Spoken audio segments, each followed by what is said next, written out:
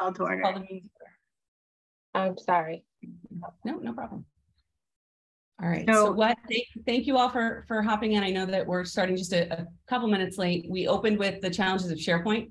So I was taking a pause to download these links, and then I'm going to re-upload them to Google Docs and share a new link. With that, the first thing on the agenda is to vote on the minutes. So I'm going to suggest that we table that because it would be irresponsible, I think, to vote on minutes people haven't all read. So if we can table these minutes to the next meeting, do I need a vote for that? Do I need a vote for that? No. Okay. So we're gonna table the minutes to allow people to read them. And I need 2 seconds. Sorry, before we do that, I just want to make sure that I think Christine was going to make the same request that I did on the minutes, or I wanted to, which I think she was saying that my name was missing from the election slate for running for chair, but I just wanted to make sure that that was clear and that it was on the record of the recording since she made her statement before the recording began. But thank you very much for making that change. I appreciate it very much.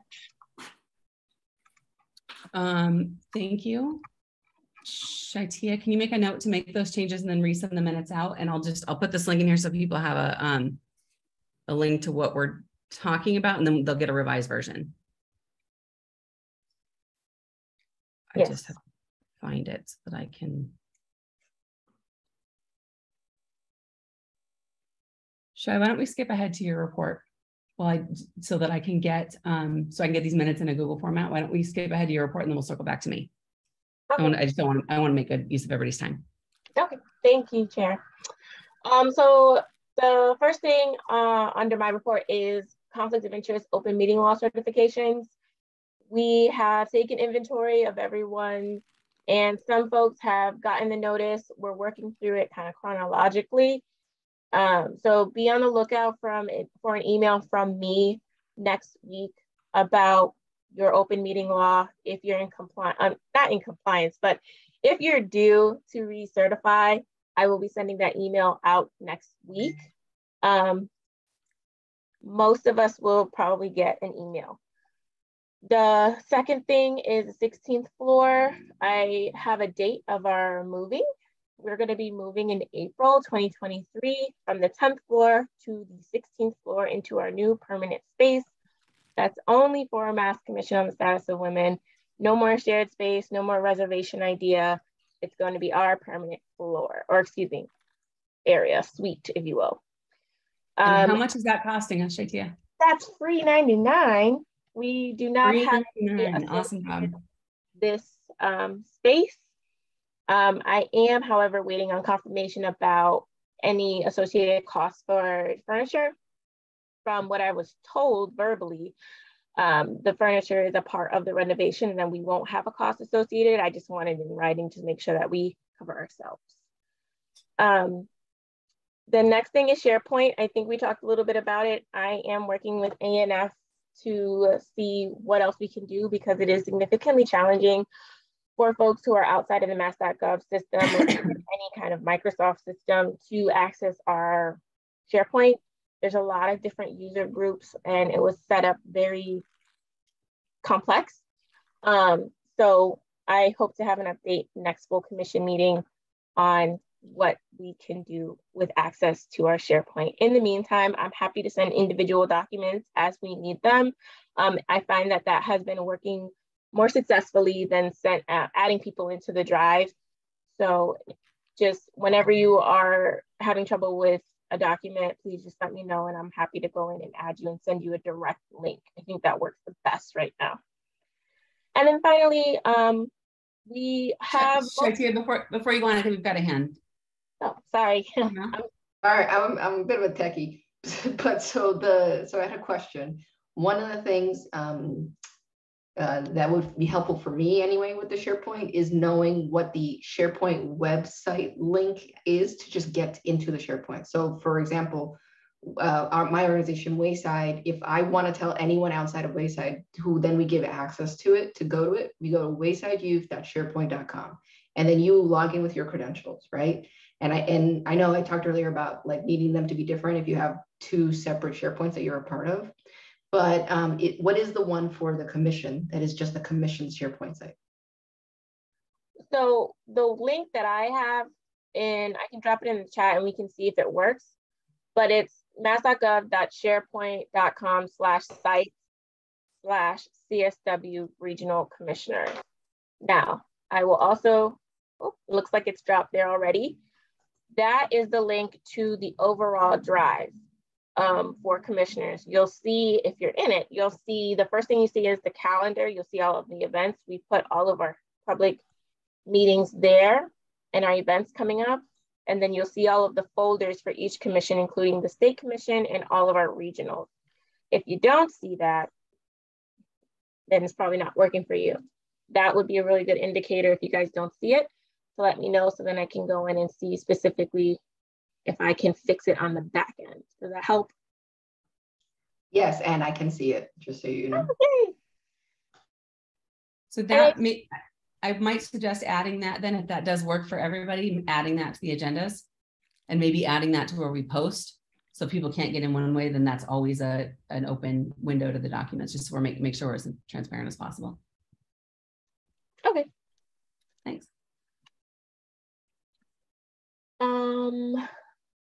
The last thing is committee assignments. For the most part, I think we are filling up our committees. If you haven't already picked a committee, could you please just let me know, send me an email, which committee you'd like to join. This is our last commission meeting of the month before our hearing, so all of them have met at least once. If you have any questions, please let me know. I'm happy to help, and also happy to connect you with the committee chairs if you have more specific questions for the committee chair. So if you don't mind, I'm going to say that same thing, but just a little bit stronger, which is we're required, each of us are required to join at least one committee. I was recommended when I first joined to attend one of each, just to see what I thought best suited me. And I found that really helpful if you have the time to do that. If not, if you're not on a committee, please don't make me chase you. Thanks.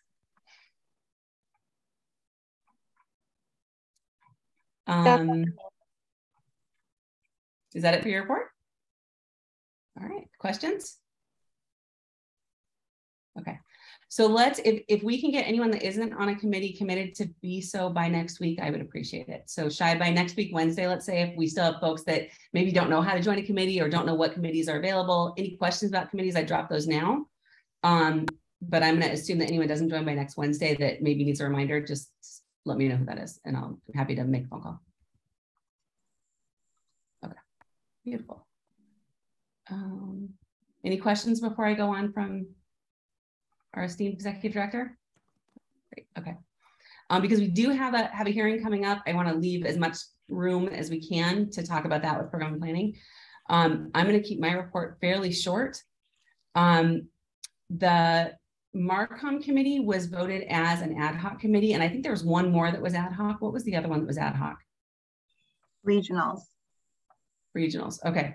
So that was in lieu of having, when we didn't have a staff, we had commissioners doing a lot of daily work in both of those arenas. Now that we do have a full staff supporting commissioners and doing that work, a formal committee was no longer necessary. However, we do still have a need while we're working through program and planning on creating a rubric of how we vet our resources, what resources or what materials that are going to the wider public representing the full commission need to be vetted and by who, sort of a checklist. That's in the works. In the meantime, we may ask people who are interested and have time to review things so that we've got a couple sets of eyeballs on it before it goes out while we wait for a more formal process. So Shaitia is going to send an email out just asking for, if anyone's got the time, please let her know who you are. So that then she'll be able to work with Ellen and tag you before things go out. So we just make sure we've got as much vetting happening as possible, supporting it essentially an almost entirely new staff until we get a more formal process in place. So that's the update from that. Any questions on that? No, you are a quiet group. For my next update, and I'm going to ask either Aisha, Tanisha, or Gamal to certainly hop in. We had, during our or any of the executive committee members, during our executive committee, our first meeting and then our second meeting, we identified the need to centralize racial equity in all the work that we're doing, that it's not, racial equity over here and then all the work that we're doing, but those two things are embedded in everything that we do. And spend a lot of time focusing on when we focus our resources, our advocacy, and our work on those furthest away from the resources. And I'm probably butchering a quote by Tanisha, but when we place that focus on those furthest away from the resources, we ensure that we capture all women. And that's our charge, and that's the goal. In doing so, I want to make sure I got my notes in front of me. Myself and Commissioner Miller asked to meet with Tanisha and Gamal, who both do that work for a living. Aisha does that work for a living as part of their roles, to do a brainstorming session on how we could do that as a commission. And one of the suggestions that came out of that discussion is that rather than having a DEI committee, which just by the nature of a committee makes it sound ad hoc or on the side or an afterthought, but to actually embed that in the work that we do, that essentially the executive committee take the charge as being the diversity, equity, and inclusion ambassadors. I still, again, I don't want to call it a committee because it's an isolated thing, and it should be in everything that we do. So that is a commitment that and a priority that every member of the executive committee championed, and that we wanted to do that work. So we brainstormed some ideas on how to do that, both on operational systemic change in things like bylaws, the strategic plan that's coming out. We have to work on a supplier diversity commitment, those types of things, and then any internal cultural change that related to training and such. So we agree we need some more meetings to bring back actual suggestions on how to actualize that. But that is has been a heavy topic of discussion, and certainly a priority, I will say, of mine. And I think the executive committee agreed that was also a priority. So I'm going to pause there. Do any of the others that were in those meetings with me want to add? No, I think you gathered all of it. There's nothing really to add.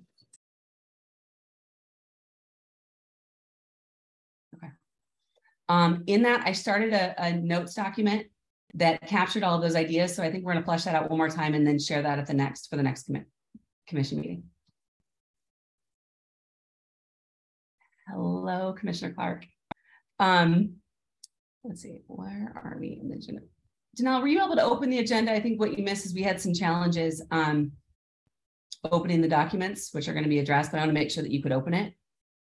And if you can't, I'm going to redo this link here. I think everyone was able to open the new one that I sent. Got it. Okay. And Liz, you are back, right? You're sworn in now. You're officially back. I am back. Yes, I am. And I'm on a committee. So there. Well, thank you for that. Which committee are you on? I'm on programming and planning. Wonderful. Thank you. So welcome back. And everybody should join programming. No, all the committees are good. So there's an endorsement, anyone that hasn't. So if I have to chase you, I might by default say programming it is.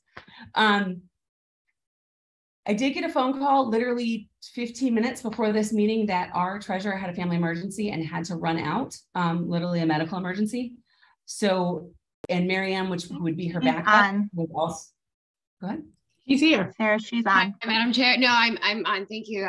No, I jumped in because I saw I saw our vice chair's email, and I wanted to make sure to get on to at least go through the report. So I'm sorry, everyone.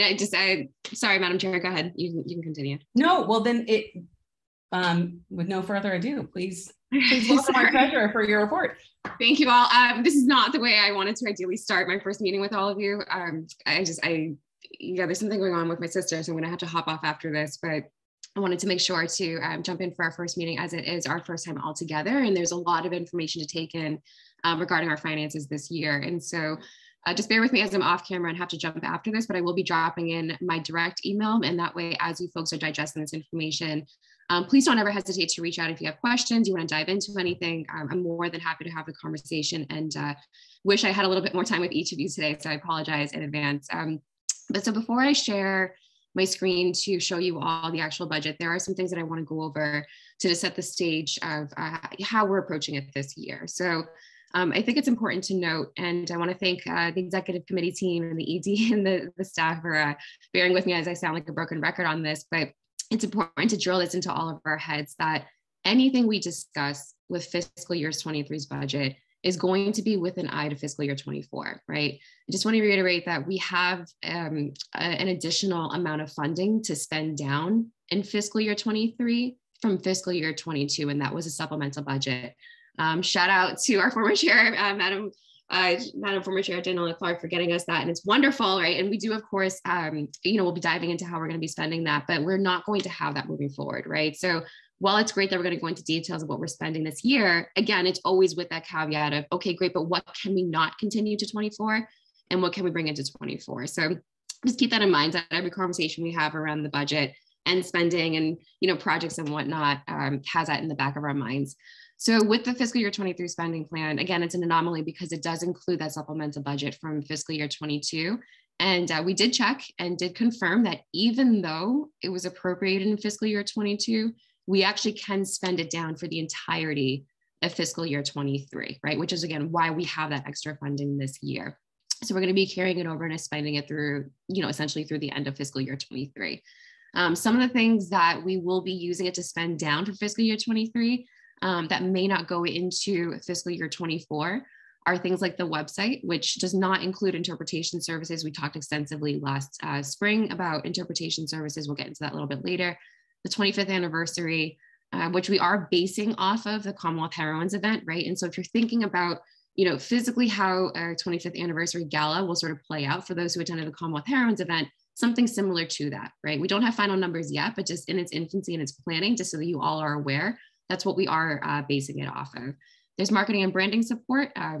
This is going to be, essentially creating consistent messaging and branding for all of us, right? And so when we are going into this work this year and doing these amazing projects and have amazing commissioners and regionals and all of this amazing stuff happening, it's really important that with such a large group, we all are on the same page when it comes to branding, and that's marketing materials, it's messaging, right? It's social media stuff. I mean, anything that we do put out there into the world, all of us are individually representing one brand. And so it's important that we set the stage for what that looks like. There's a digitization process as well to essentially move everything online as the world is moving in that direction. And then, of course, a very small amount from moving costs. Another thing I want to point out are things that, we will be starting and implementing this year and ideally carrying it into fiscal year 24. Again, there's no finality in that decision yet, but it is something that we are keeping in mind too, is the DEI work, website maintenance.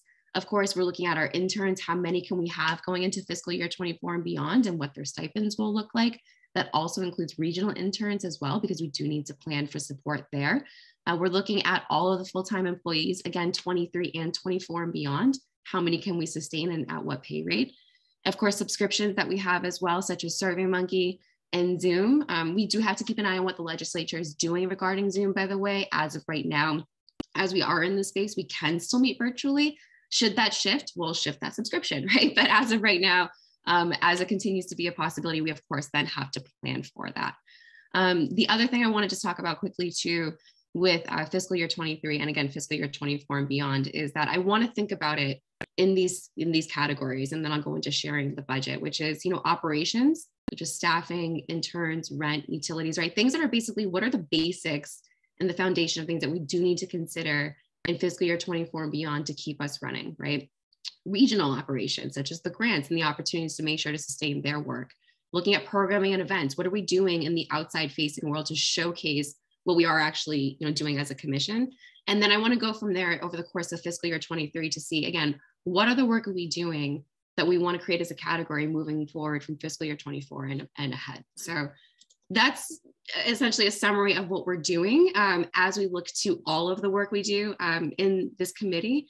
And before I share the screen to show you all the operating budget for this year. Again, I just said a lot. I apologize. I'm a little over the place right now in my head with my family things, but does anybody have any questions on our mindset, how we got to where we are today before we pull up the budget?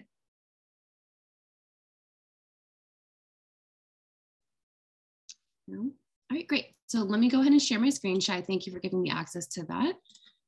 And Madam Treasurer, we do have to vote on this budget tonight, correct? Yeah, correct. Thank you. Mm-hmm. Okay, so folks, what you'll be able to see, and you can always obviously again request this and then reach out to me and let me know if you have any specific questions at any time, right? Even as we move forward in this, if, 2 weeks or 2 months from now, you're like, I have a super random specific question about this one thing, go ahead, reach out and let me know. But what I want to direct folks' attention to is, again, the number up here, this is what we were talking about, right? The state funding right now is $719,699. That is the number, right? That is the number that we in our heads are saying, this is really our budget, full stop, right? Moving forward, we have to think about operating and then planning within that. Again, the exception for this year is the supplemental from fiscal year 22, which we are able to spend on this fiscal year.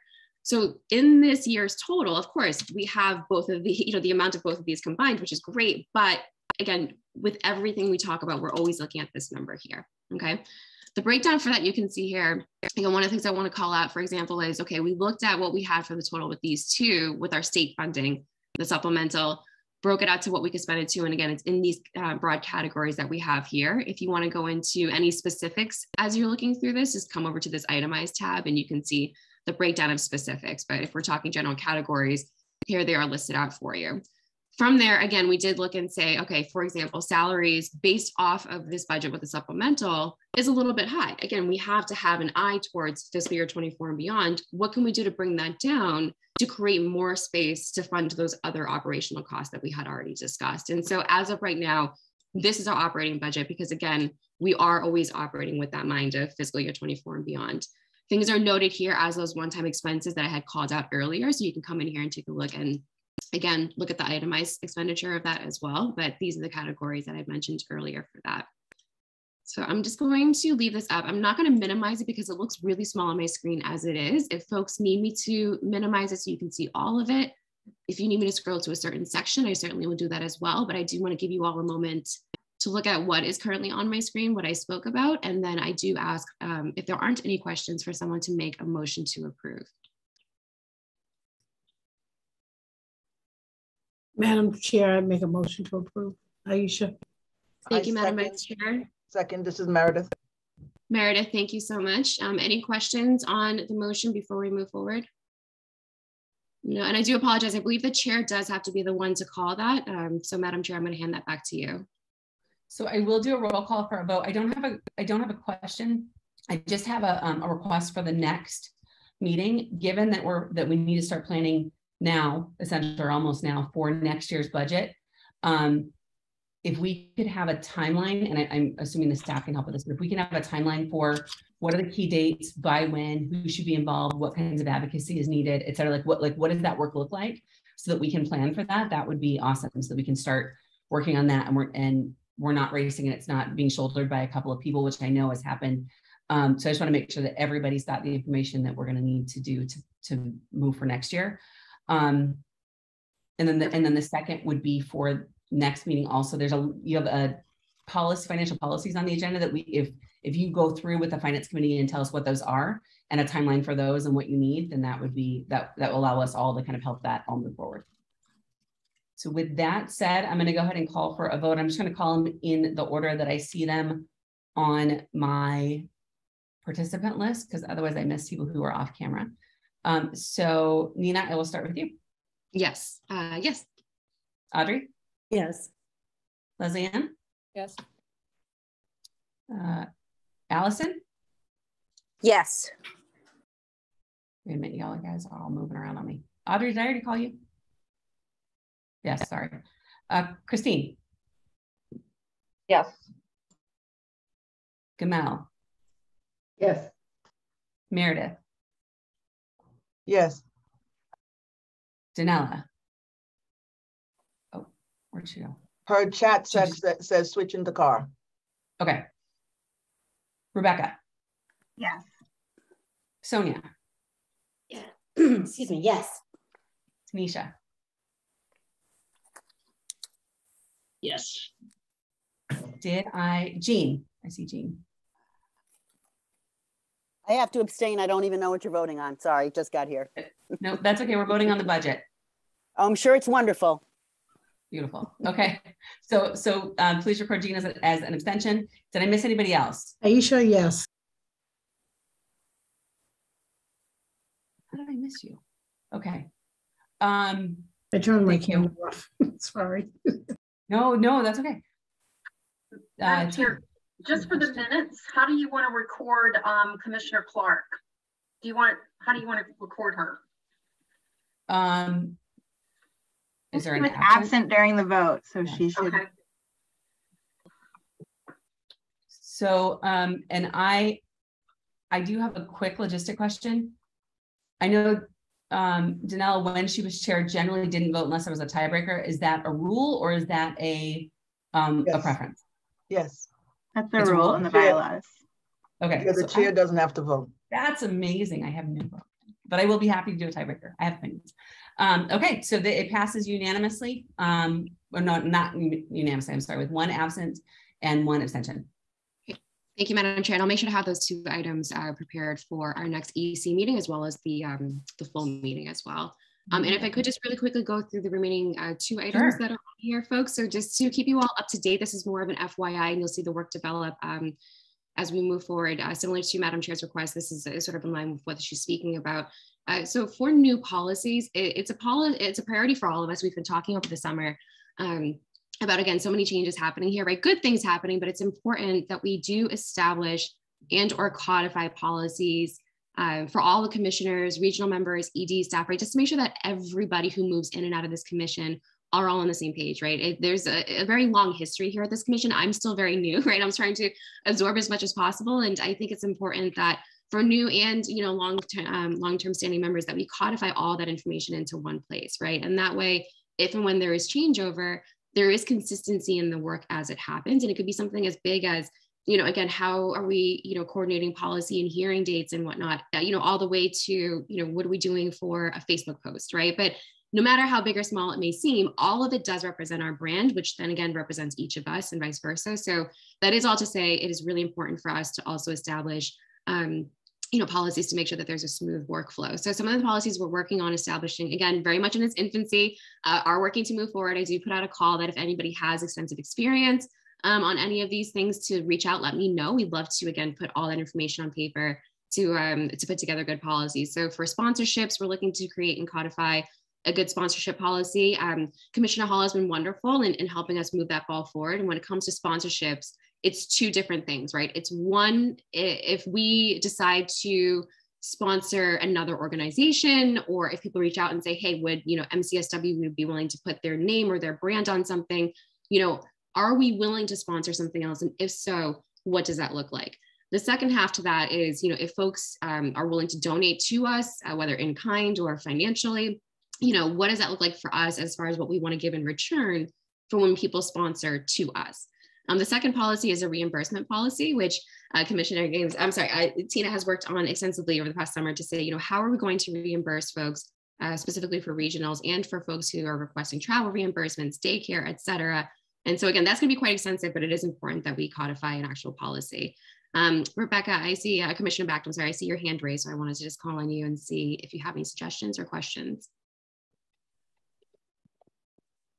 Oh, you're just muted. Give me one. Yep. There you go. It told me, and then I realized. I just wanted to mention that this all sounds great and wonderful to me. And that I'm not surprised Audrey's been so helpful since she spearheaded our commissioner handbook project when she was head of the former iteration of your committee, budget and personnel. Somehow that project has landed with program and planning now, I think because you are finance and not with the personnel aspects, but I just want to make sure that you and I coordinate our efforts to make sure that we have a fulsome book of policies in the commissioner handbook that you're, I appreciate that it sounds like you're already taking on a good chunk of the work, but that program and planning is also really committed to working this year on laying out policies and practices and, best practices of the commission and particularly of commissioners. So let's definitely catch up at a later date. Thank you. Yeah, that's exactly what I'm looking for, Commissioner Bact.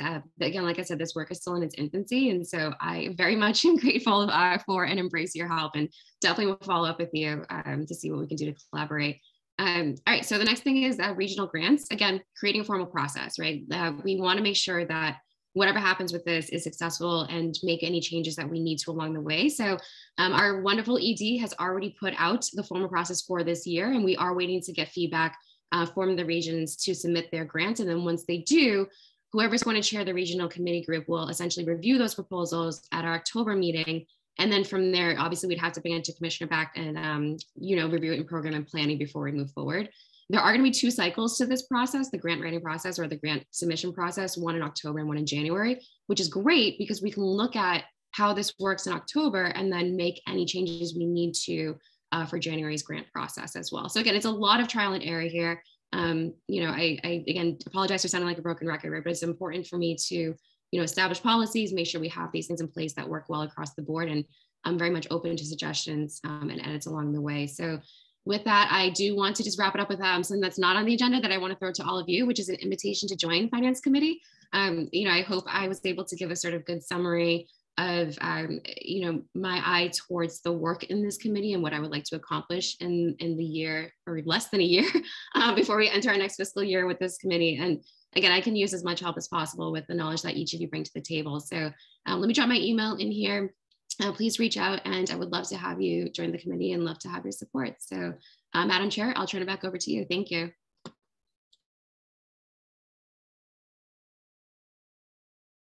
So thank you very much. And I know that you jumped on when you weren't planning to, in spite of your family emergency. So I know you've got to jump off, and we wish you much luck with what's going on. So if you need anything, please reach out. But thank you.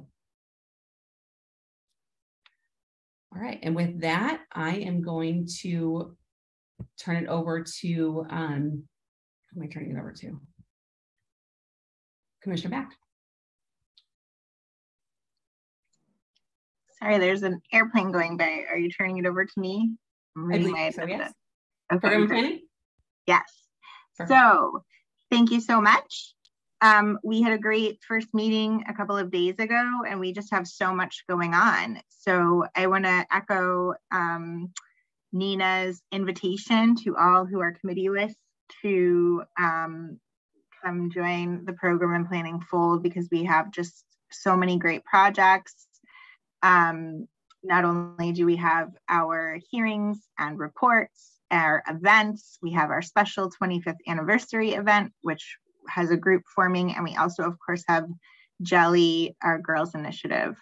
So we have so many aspects of program and planning that you can participate in, aside from our regular business of looking out for the regionals, doing those appointments. So there's just so many opportunities to participate, and we are very lucky in program and planning that aside from me and my co-chair / vice chair Jean, we have a proposal to fill our secretary position, which was open. She had to step off the call, but Liz came to our meeting and volunteered to be secretary, and we voted as program and planning to recommend that nomination to the full commission today. So though she's not here, and I think she's not going to be back until 5, I don't want to hold up the meeting. I believe in a committee motion, and Leslie Ann can tell me or not. I don't need a second on a motion to approve Liz, but I'm not totally sure of that. But whatever, if we could get the appropriate motion and or second to vote on Liz becoming program and planning secretary. I make that motion. Thank you, Jean. Does anyone I want to give second, Aisha. Thank you, Dr. Miller, just in case. All right, so Sarah, if you want to do your thing. I will do so. Rebecca. Yes. Christine.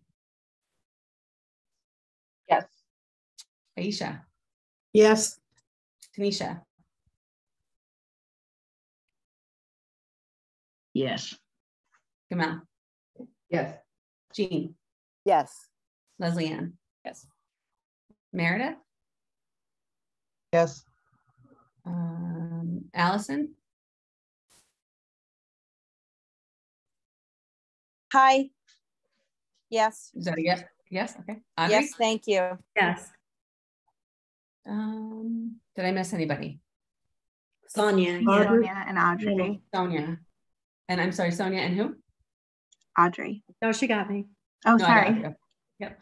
Sonia. Yes. Okay. I am, so it does pass unanimously. Great. Thank you all. I appreciate you helping me out. If I miss anybody, the names keep jumping around, and with depending on who's on camera and who isn't, everybody moves. And so it's really hard to tell who I've got or who I haven't. So I appreciate the support. All right. And I appreciate you doing awesome anyway, and the commission support for Liz becoming our secretary, and we can let her know when she gets back. So the next thing on the agenda is regional appointments. We're not quite there yet. Tina's got a process going that's really good for making sure to inform the regionals of our timeline, that we need to have applications wrapped up for this cycle by the end of October so that they can give us their feedback and ranking sheets by November 4th, after which point program and planning in our November meeting will make recommendations to the full commission, and then you all will get to approve a slate of appointments and reappointments. And in the past, we've struggled there with some organization, and I'm pleased to say I do not think we will be struggling with that any longer. It may take, you know, a little bit of work to actually get information back from the regionals, depending on the regional. It's always variable, but Tina is fully up to the task, and I really look forward to that process later in the fall. Then in just 2 weeks, we have our Provincetown hearing, which we are so excited about. We have so many wonderful staff people working on different aspects. We have Tina flexing her regional connections to her local Cape community. We have Ellen doing all of our marketing and PR. We have Shalea working on our outreach, and everything seems to be going really well. We're going to be having a hybrid setup where both commissioners and participants can join by Zoom or can join us in person at the Provincetown Town Hall, where we have a room that holds about 70 people, and I am told has very comfortable chairs for the commissioners. We also were able to arrange it so that commissioners who would like can take the ferry to and from on the same day. If you do want to take the ferry, you will have to leave a little bit of time to enjoy Provincetown for an hour or two before the hearing, but you will be able to take the ferry back to Boston after the hearing. Also, people can drive, also people can appear by Zoom. So please let Ellen know if you are planning to come in person or if you're planning to come on Zoom, so that we can allocate resources appropriately and roles, you know, such as timekeeper and stuff like that. So the one thing is, we had initially struggled with registrations. Last we checked in at program and planning, we were up over 30, but wanting to get even higher. And I'm wondering if the staff has any updates to that number. Not to put you on the spot, we can come back to that. I can report that we have 32 registered for the hearing, and the only update I don't have is how many are testifying. As of my knowledge, we have 5 people registered to testify, all but 1 virtually. Okay, well, I hope that we can continue to get numbers up, and to that end, I have asked staff, and maybe that can go out shortly after this meeting, sometime tomorrow perhaps, to resend out an encouragement to commissioners to contact their own personal networks, share information on social media. If you have connections to organizations on the Cape or in P-Town, you know, please reach out. I am understanding that we're making some good headway with having electeds attend, either virtually or in person, probably virtually. But I would love to just get as many people as we can in the room, since it's so exciting to return to our traditional hearing format. And that being said, I wanted to move on to our next item. It's a very good segue. Rebecca, before you do that, I want to pipe in with just a question, if that's please. So actually, a question and a comment is, I just want to make sure everyone saw the chat that we are asking commissioners to register. Please register. Thank you. And specify if you're a new person. So should I put that link in the chat? The second thing, actually, I have a second question. Is this a general hearing, or is it focused, because it's in Provincetown, is it topic specific to LGBTQ plus women, or is it general and just the assumption is it's going to lean that way because of location? So thank you, Sarah. That's exactly what I next wanted to talk about. And so for a little background for folks who are newer, who have joined the commission during or, since COVID, basically in the last couple of years. Prior to COVID, we selected cities and towns around the Commonwealth to visit those locations and just hear from people in person about what is going on for you as it relates to women and girls. Just tell us anything and everything, give us ideas for legislation you care about, problems you're facing, issues you see in your community. Once we were in COVID, we couldn't do that anymore. And we pivoted, thanks to Audrey and many others, for the idea to do these virtual hearings on particular subjects. Our first subject was COVID itself. How is it affecting you? And then we went into childcare, women of color, women in the workforce. And of course, we also did a report on our Girls Initiative. Now that we're back to these in-person local hearings, program and planning is trying to do what I think of as the best of both worlds. We're going to be doing 2 theme-based reports, and we're also going to be doing 3 local-based hearings. Our first hearing is Provincetown, our second one is Pittsfield, and our third one is Lynn. And our topics are LGBTQ issues as they intersect with women and girls, and our second one is domestic and intimate partner violence. So our fall report is separate from the hearings, but we'll be touting it at the hearing. So we'll be at the Provincetown hearings. I've requested that, Sarah, in your opening remarks, where you will be introducing the hearing and the format that the chair has traditionally done, that you say we are working on putting together. We have started since COVID doing these topic-based reports, and we're interested in everything you have to say, but especially if you have any testimony to give us on this topic. And both of our fall and spring reports, please, we are here. Even if you didn't plan on it, please share that testimony. And then in the background, we'll be doing the other aspects of our data gathering that used to go with the themed hearings, but now the hearings will sort of be their own thing again, where we'll be doing surveys, community conversations, and other kind of partner work with different organizations that might be collecting similar data to make sure that we get the data that we need to put together the report, and then have the briefing with our legislators that will be useful to them in terms of guiding the policy needs that we have noted through our study that leads up to the report.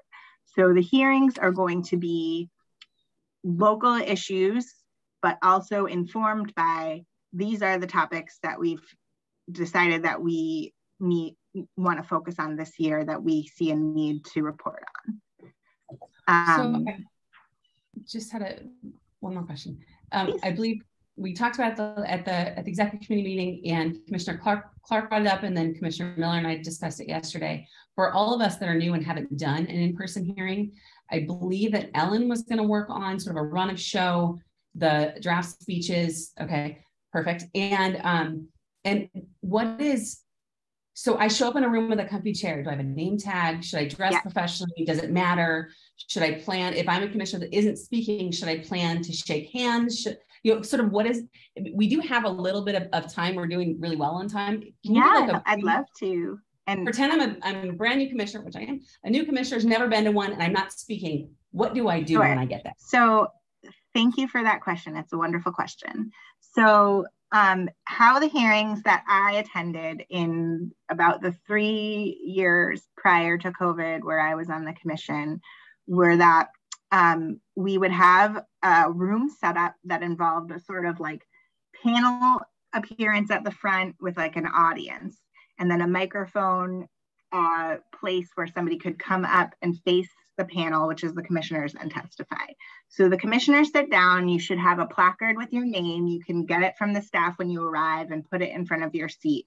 I think other than basically the chair, who usually sits towards the middle, commissioners can sit anywhere they like. And this time we may have comfy chairs. If there's no table in front of us for table tents, then I'm sure we would have some sort of name tag or ability to show our name to the audience. We take our places. Typically, yes, I think people do dress pretty professionally. I don't think you need to wear a suit, but you are going to be sitting in front of a room of people who've come to share their testimonies. So dress like you're taking it seriously, I guess is what I would say, which, you know, I will have to listen to more than anyone since over COVID, I basically wear sweatpants. I promise to not wear sweatpants. Once we get going, the chair has introductory remarks, including laying out the format. The format may be a little bit unique this time since it's our first hybrid hearing. But traditionally, we offer basically an open mic to people to speak for a number of minutes that we set out specifically, depending on the number of people there, probably around 3, to speak about whatever they want. And then the commissioners may ask a question or make a comment, sharing experience, and we usually try to keep that brief so we can really make it about hearing from the testifiers rather than us speaking. And again, depends on the mix of how many people are there and how many testifiers. So once the chair kind of explains that format, that there's a timekeeper, the timekeeper may give you a signal, you know, you're running out of time, and then you will have, hopefully not, but it does happen, a hard stop. Then the commissioners are invited to introduce themselves briefly. We all say, you know, I'm Rebecca Bacht. I was appointed by Governor Baker in 2017. I'm a lawyer. I live in Newton. I have 2 kids. I have a dog. You know, whatever it is, very briefly, and move on to the next. Hopefully also introduce our staff, who I'm so proud of and are doing such a great job. And then we typically introduce electeds in the room or on the Zoom. And like I said, there will be some additional introduction of how to do the hybrid testifying that we may have to incorporate, but this will all come in the script that the staff who knows the technical aspects will be sharing with us. So then once the commissioners have introduced ourselves, we move on to testimony. The chair will have a list of testifiers who have signed up in advance. The chair will call the testifier. Somebody else will keep time, give the signal, and then there will be the brief discussion, move on to the next person. Once we've run out of the list, we invite anybody to speak who hasn't signed up, and there are invariably people who haven't signed up who choose to speak. And sometimes it kind of turns into a discussion, which is really nice, and we find out additional things. You know, just sort of people sharing their experiences in the community, a lot of, you know, affirmation, oh yeah, me too, I have experienced that same thing, or oh yeah, and also. And eventually we wrap up and say thank you. You know, please tell me if I've missed anything. I think sometimes we have media. We introduce the idea that there is media there. Let us know if you don't want to be filmed. Anybody who predates COVID want to share if I've left anything out? Well, Meredith made a note in the chat, Rebecca, that is right. We do schmooze yes, as people enter, and it's a great way of kind of relaxing people. So actually Meredith has done a phenomenal job sometimes, and Danella too, doing a little bit of an icebreaker as we open it up, just to the comfort level. But that's the only thing I wanted to add. Yeah, I appreciate that. Sort of just in the past, we've sometimes had a meeting directly before, which impedes the schmoozing, but this time I don't think we will. And I also really have appreciated the times that Danella has done an icebreaker, like everybody share one word about how you feel to be here. It really sets a wonderful tone to the room and opens people up to sharing. So Gamal asks, will the hearing have to follow Robert's Rules of Order? I have not experienced that. It typically, we just do kind of what we've said. And there's some flexibility to it.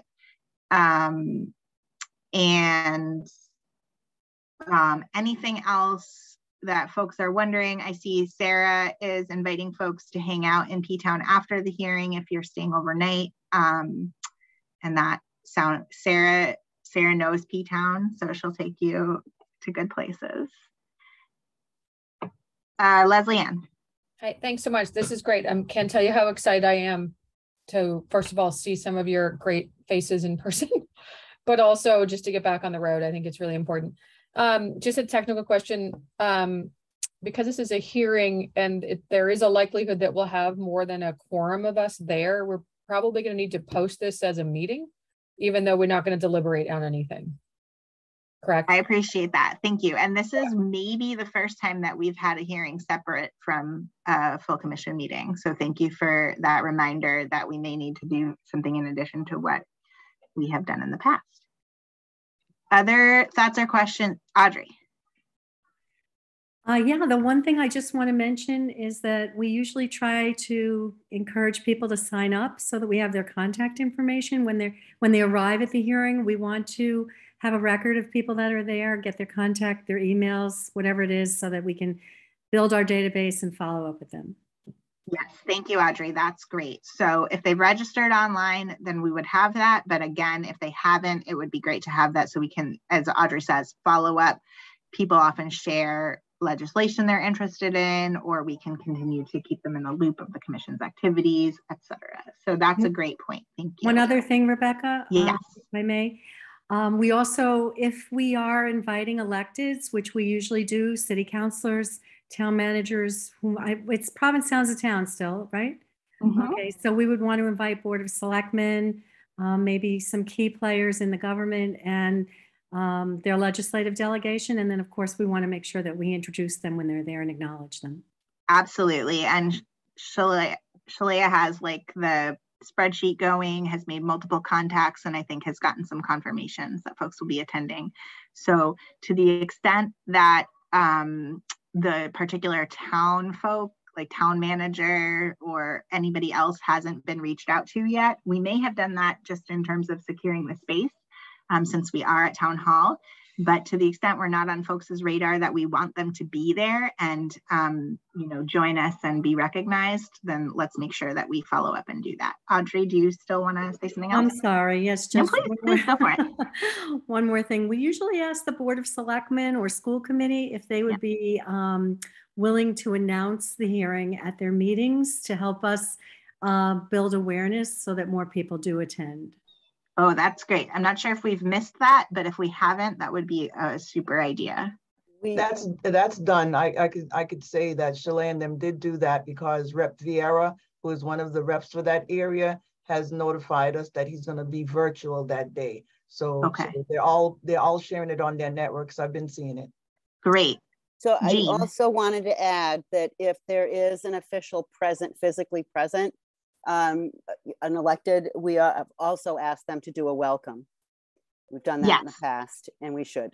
Yes, they'll go right after the commissioners, and they're also invited to testify. So we'll ask them, please introduce yourself and say hello, and then later we can say, is there anything you want to speak on? And some of them will have prepared remarks, and some of them will just speak about their community and use it as an opportunity to connect with their constituents.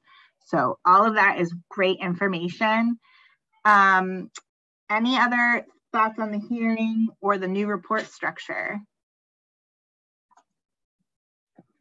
All right, and we already talked about that program and planning is working on the commissioner handbook.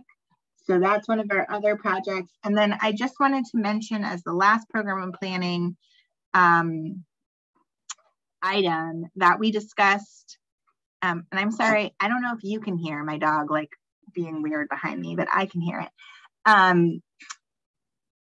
We are working on setting up this year's iteration of Jelly, the Girls Empowerment and Leadership Initiative, and we have a really good roster of folks who are going to be working on that. We have Meredith, Christine, Leslie Ann, Liz, and I'm forgetting if somebody else may have also signed on to that, but if you are interested in that and you haven't signed up, please let Ellen or Shalea, is that good? Yes, they are the staffers on Jelly. Let them know and they can include you in the initial meeting. And then we also have in the works the 25th anniversary preparation, and Allison and Meredith are both interested in that. And I know Danella, we were really hoping you would also want to. I don't know if we've heard from you, but whoever is interested in participating in the 25th anniversary preparations, for that event, please also let those same people know, Ellen and Shalea, unless I'm getting it wrong about who's working on what. Commissioner Black, Dr. Miller. question. Sorry. Yes, go for it. Ellen and Shalea are doing what exactly?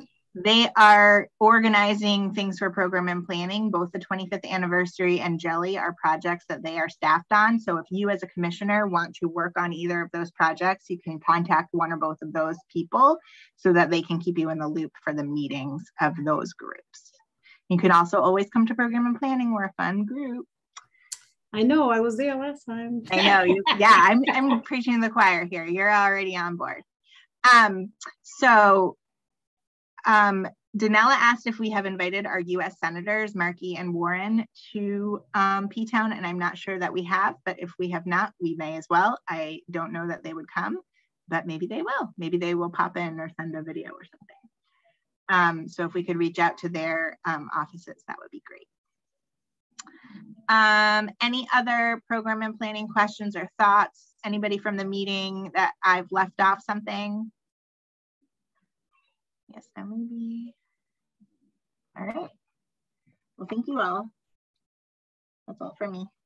Looking forward to seeing you on P-Town.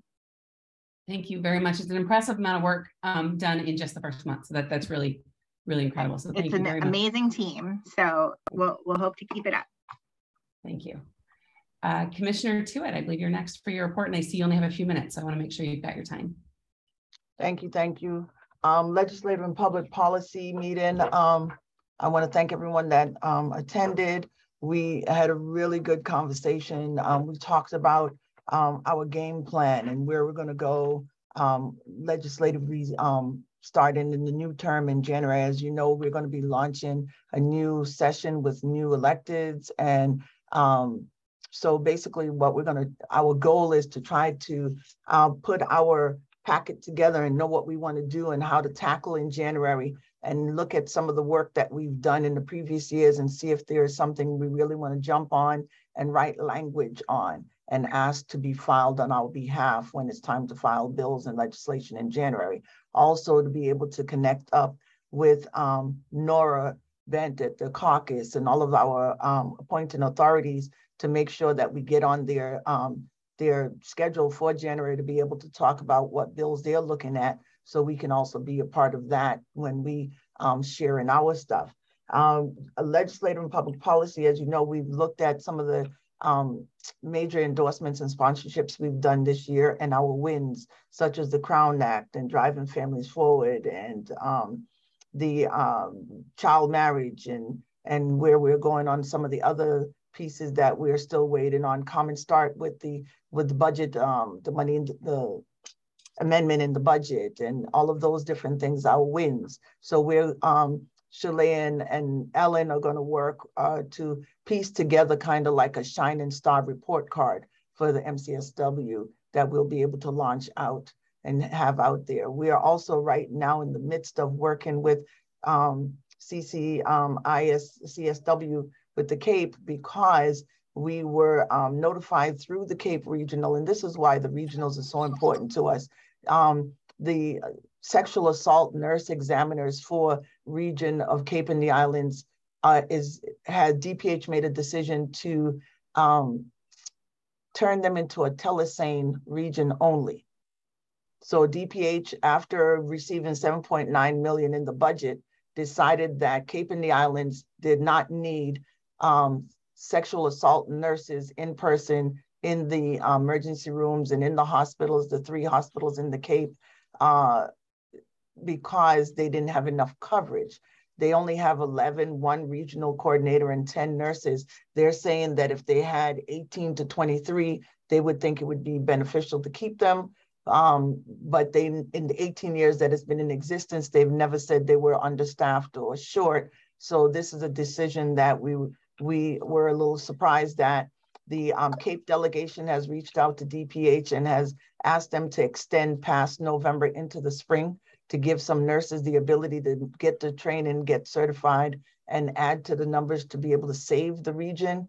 We've reached out to DPH ourselves around the same time asking for a sit-down meeting so we can have a conversation about how we can work with MNA, with the nurses in the Cape, and also with the Cape delegation to keep the sane nurses in their region, because the way they would be doing it, if it gets approved, if it goes through, is they would have a telemonitor, telescreen. So there would be one nurse on duty 9:30 to 3:30. And she would be the one that would do the telecare with the ED nurse to do the exam, which takes 4 to 5 hours with a sexual assault victim. After the 9:30 would be whoever was on call, right? So we've been given some information and some research that was out there that shows that even the same people who are now trying to do it in the region of Cape and the Islands said back in 2020 that they didn't think telesane was the best way. So we're waiting for a date with DPH, and we're waiting for a few other things that we've reached out to so we could be able to put, we started drafting a statement. It's not ready for any review yet of the commission and the exec, but we're working on that. And we're also working to get to the table with DPH. So that's where we are right now on our legislative and political advocacy through MCSW.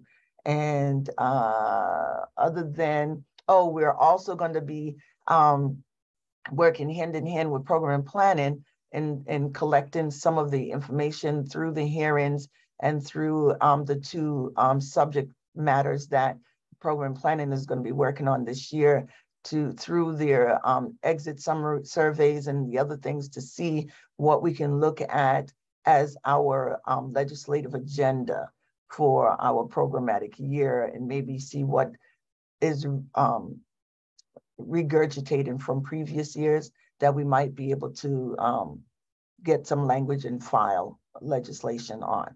So I think, Shalay, I think I caught everything in that. Oh, the regionals. We are re-emphasizing with the regionals that we would love to have at least one of their legislative committee chair to attend all of the legislative meetings. So that way we'll be ahead of the game. So that way we're not saying we didn't hear and they can't say they didn't hear.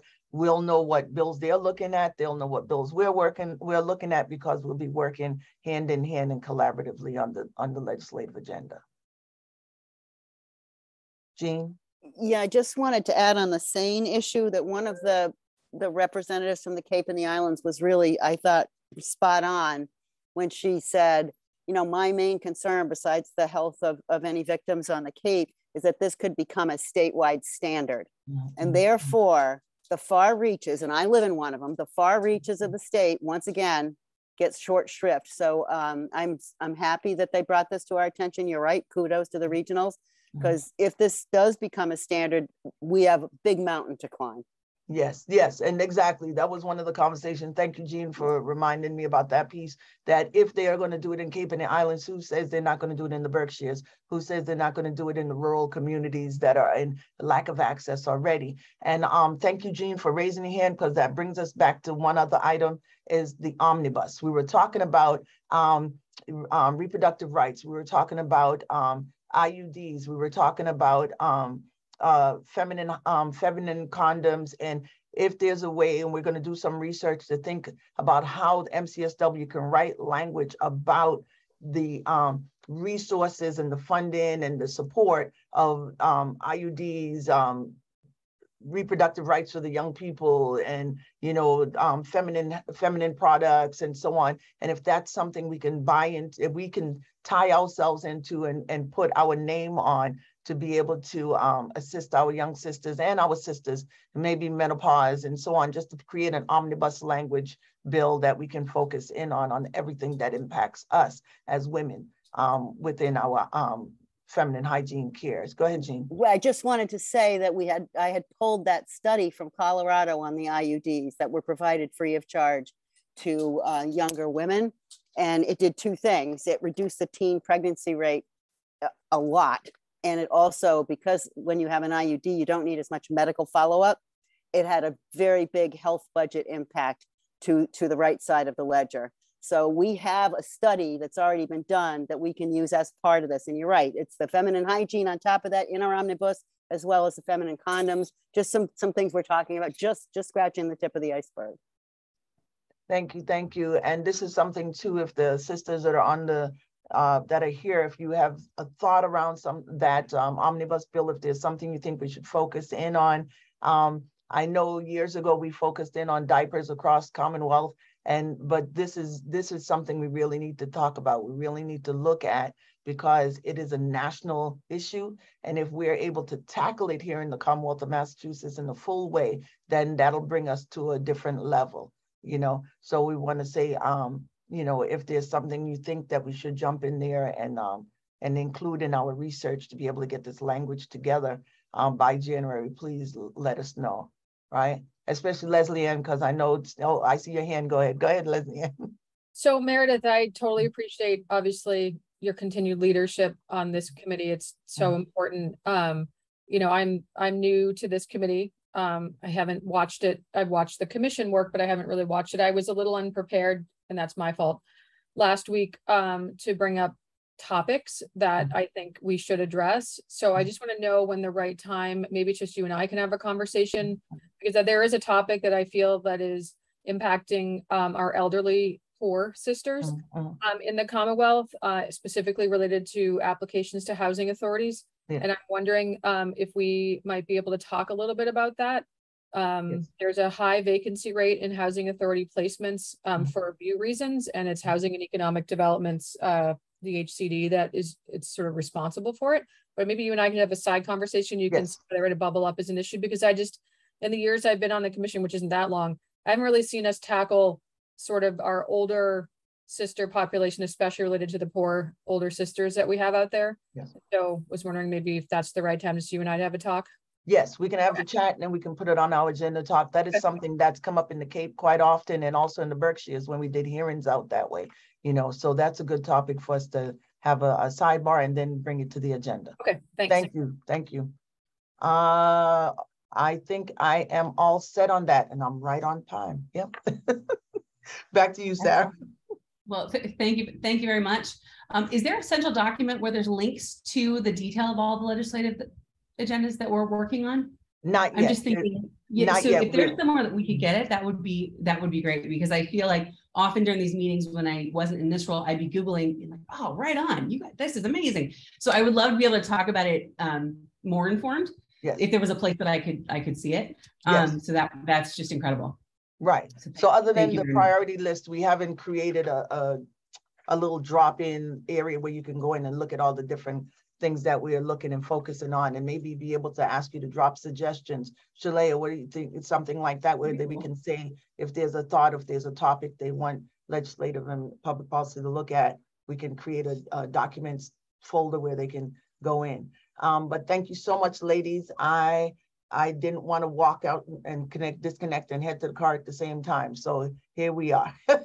And yeah, and I think I think we're on point for what we have to do to move forward. And we also, to piggyback on, we had talked about trying to get on a schedule for the incoming possible governor candidates as to see where their legislative platform would be for women and girls in the Commonwealth. And that's something we're still looking and working on.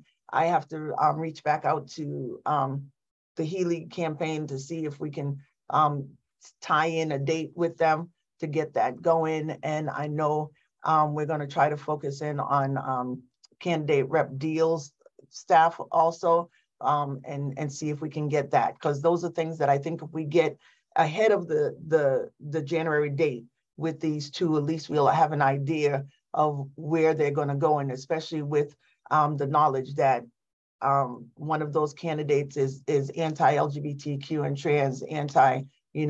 So we want to be able to sit at his table, even though we know that Commonwealth of Massachusetts might not go that way. We have to sit at the table. All right. Thank you so much. And I will pick up the notes later. Thank you. Ladies, have a nice weekend. Be safe. And everybody that's coming to P-Town, see you in P-Town. And I hope to see all of you ladies that can be at the feminist movement event. Hope to see you there at the Hibernian Hall. All right, thank you. Excellent, thank you.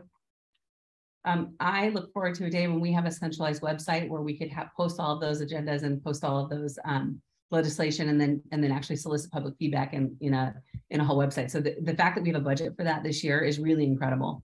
The state's website is just arduous and prohibitive in so many ways. So it would be really cool to be able to just post our forms right there. And so I'm very excited about that. With that, we've got about 12 minutes left. Old business. I don't have any old business. Do we have old business, Shaitia? Perfect. So that's a quick one. New business. Wonderful. It must feel like a Monday to everybody else too. Everyone's like very quiet. So with that, I will just, the next meeting is October 20th. A reminder, please register for the Provincetown hearing. Write down the next date, and please join a committee if you're not on one. Any other remarks before I close this out? All right, with that, thank you for the incredible work. Can I get a motion to adjourn, please? So moved. Second. I have to roll call it, don't I? Okay. Rebecca. Yes. Tanisha. Yes. Jean. Yes. Sonia. Yes. Aisha. Yes. Christine. Yes. Leslie Ann. Yep. Audrey. Yes. Danella. Yes. Gamal. Yes. Who else do I have? You guys are moving. Did I call Jean? Yeah, I'm twice yes. Okay, perfect. She's really ready to go. Did I miss anybody? I think you missed Allison, I think. But Allison. Yes. Thank you. All right. With that, have a great evening. I also hope to see you in P-Town. Hey, Sarah, can you Okay, thank you. Sarah, can you stay on for 1 second? Sure. Okay. And Shai. I don't have an answer for that. Is there some? Sorry. Thanks. Siri says no. No, Sarah, before